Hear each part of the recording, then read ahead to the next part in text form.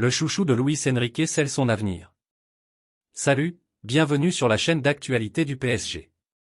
Nous sommes très ravis de votre précieuse présence parmi nous, abonnez-vous à la chaîne pour rester informé, sans ajouter plus, recevons les dernières nouvelles. Le PSG a mis la main sur la perle rare avec Achraf Hakimi. C'est en effet ce qu'il faut tirer des déclarations de Kylian Mbappé en 2022 et plus récemment de Luis Enrique. Le Marocain s'est même dit prêt à rester un bon moment au PSG.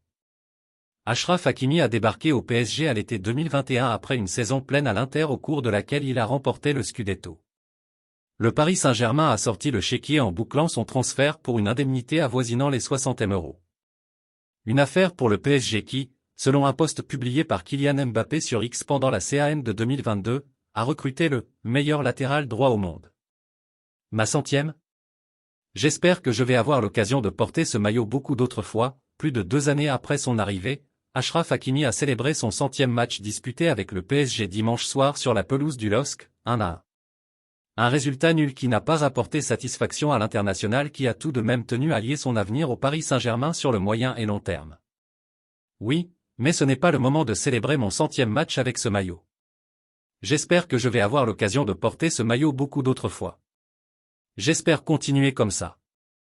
A confié Hakimi au micro de Prime Video et dans des propos rapportés par Culture PSG. Luis Enrique, c'est le joueur idéal, une bonne nouvelle pour Luis Enrique. L'entraîneur du PSG affirmait en interview pour Prime Video fin novembre qu'il avait en Achraf Hakimi le joueur idéal. Il me plaît beaucoup, parce que c'est un joueur offensif qui aime défendre avec agressivité. Et pour nous, c'est le joueur idéal.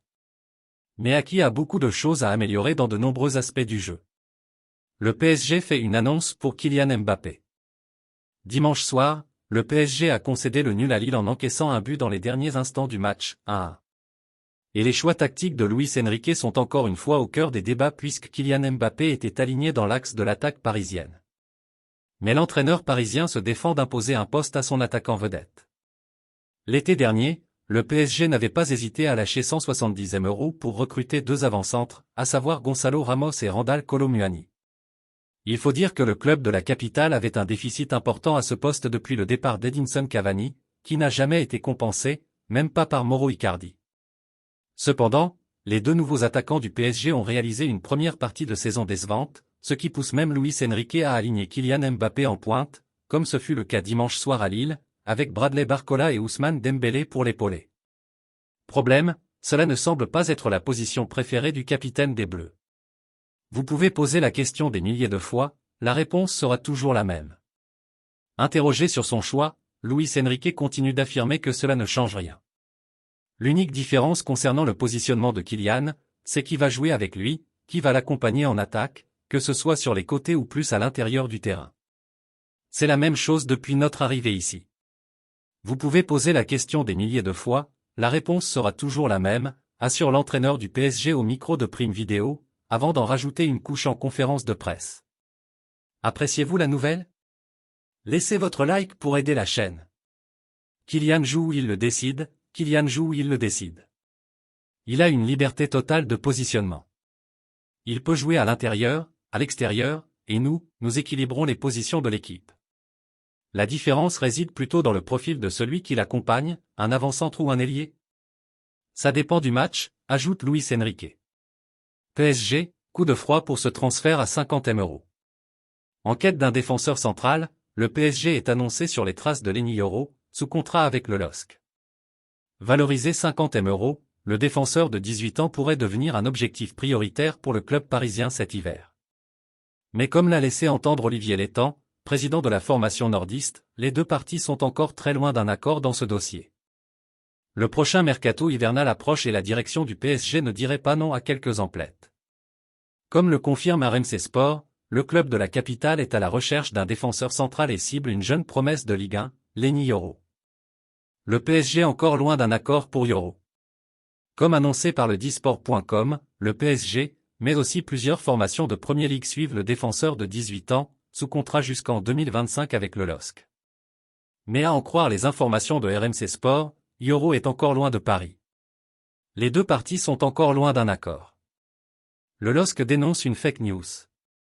Il faut dire que le LOSC ne semble pas particulièrement pressé de vendre Yoro. Pour vous dire, J'ai lu vendredi que j'avais déjà fixé un prix le concernant. C'est totalement faux, a lâché Olivier Létang, président du club nordiste, dans un entretien accordé aux Parisiens. Révolution au PSG, Luis Enrique annonce la couleur. Ce dimanche, le PSG défiait le LOSC. Pour cette rencontre, Luis Enrique avait décidé de changer ses habitudes et d'aligner un système à 3 défenseurs, 3-4-3. Un choix qui n'est pas avéré payant puisque le club de la capitale a concédé le point du match nul. Après le coup de sifflet final, l'entraîneur de la formation parisienne a justifié cette décision. Nouveau match nul pour le PSG. Après son match face au Borussia Dortmund en Ligue des Champions mercredi soir, le club de la capitale a laissé filer 2 points sur la pelouse du LOSC. Kylian Mbappé avait ouvert le score avant que Jonathan David parvienne à sauver son équipe dans le temps additionnel. Surprise de Luis Enrique. Pour cette rencontre, Luis Enrique avait décidé d'innover et de mettre de côté son 4-3-3 habituel. L'entraîneur de la formation a aligné son équipe en 3-4-3 un peu à la surprise générale. Après le coup de sifflet final, le technicien du PSG a justifié sa décision. Luis Enrique explique son choix. On va occuper des espaces de fonctions différentes selon l'adversaire. On a joué contre un adversaire qui défend un peu pareil que nous. On a réussi à générer des situations de contrôle, a lâché Luis Enrique dans des propos rapportés par Paris Info. Nouveau malaise avec Mbappé? Discret contre le LOSC dimanche soir, 1-1, Kylian Mbappé continue de faire parler de lui pour son comportement sur le terrain. Après avoir affiché son mécontentement en fin de match à Dortmund, le crack de Bondy a cette fois-ci interpellé par sa nonchalance à Lille et son absence de célébration après avoir pourtant ouvert le score. Et comme à chaque fois avec Mbappé et le PSG, c'est largement commenté. Dimanche soir, le PSG avait l'occasion de prendre le large au classement en Ligue 1. Mais Jonathan David en a décidé autrement, égalisant dans les derniers instants pour le LOSC, 1-1. Un nul frustrant pour les Parisiens qui ouvert le score par un pénalty de Kylian Mbappé qui n'a d'ailleurs pas célébré. Mbappé ne célèbre pas son but.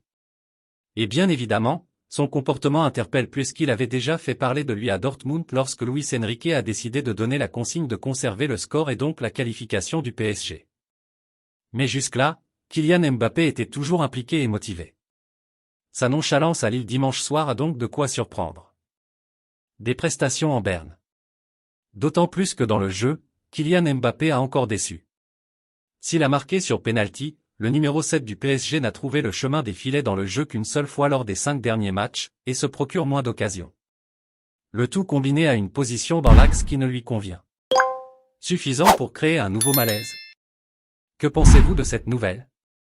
Abonnez-vous pour ne rien manquer.